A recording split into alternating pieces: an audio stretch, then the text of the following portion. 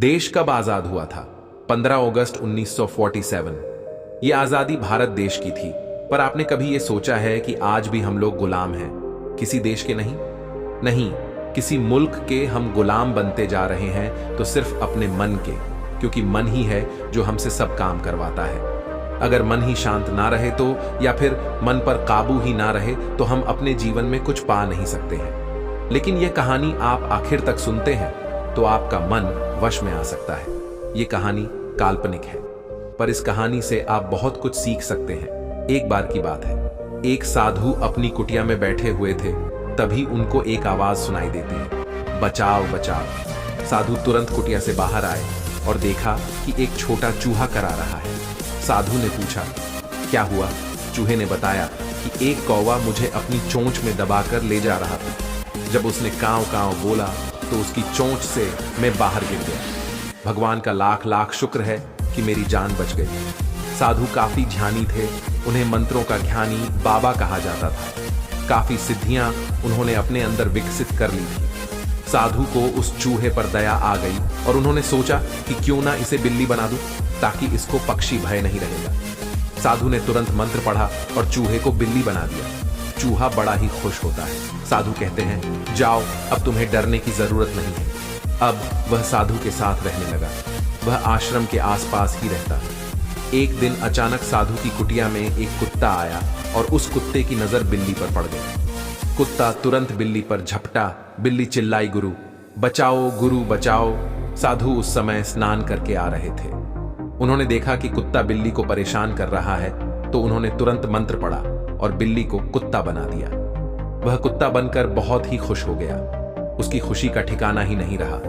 चूहे से बिल्ली बना, बिल्ली से कुत्ता बना, क्या तकदीर थी उसकी। धीरे धीरे उसके मन में लालच भर गया। उसने सोचा कि क्यों ना मैं शेर बन जाऊं, ताकि लोग मुझसे डरे, मुझे किसी से डर ना रहे। वह साधु के पास गया और बोला, हे गुरुजी, मुझे शेर बना दीजिए। लोग मुझे मार के भगा देते हैं, मैं किसी का कुछ भी नहीं करूंगा। साधु ठहरे, दयालु मंत्र पढ़ा और उसे कुत्ते से शेर बना दिया। अब वह शेर बनकर अपने आप को बड़ा ही भाग्यशाली समझने लगा और लोगों को डराने लगा। एक दिन उसके मन में लालच आया कि क्यों ना इस साधु को ही मार दो, ताकि कोई यह ना जान पाए कि मैं चूहे से बिल्ली बना, बिल्ली से कुत्ता बना, फिर कुत्ते से शेर बन गया। इसके बाद वह सही मौके का इंतजार करने लगा। एक दिन उसने देखा कि साधु पूजा में ध्यान लगाए हुए बैठे हैं, तो उसने तुरंत साधु पर आक्रमण किया। साधु को सब पता चल गया कि यह चूहा ही है। उन्होंने तुरंत मंत्र पढ़ा और उसे पुनः अपने पहले वाली अवस्था में ला दिया, जिससे वह फिर से चूहा बन गया। साधु ने चूहे को इस गंदी हरकत के लिए अपने घर से भगा दिया, जिससे चूहे की जान फिर से पहले की तरह खतरे में हो गई। दोस्तों, लोग अपनी जिंदगी में बस भागते जा रहे हैं। कोई अच्छी जॉब के लिए भाग रहा है तो कोई बहुत ज्यादा पैसा कमाने के लिए भाग रहा है। किसी की इच्छा यह है कि वह एक लंबुरियस जी, कोई पैसों के लिए भाग रहा है तो कोई पावर पाने के लिए, कोई किसी को झुकाने के लिए काम कर रहा है, तो कोई इस दुनिया में अपना नाम कमाने के लिए। हम सब बस भागते जा रहे हैं, कुछ ना कुछ पाने के लिए, कुछ ना कुछ बनने के लिए हम बस भागे जा रहे हैं। हम स्थिर नहीं हो रहे हैं।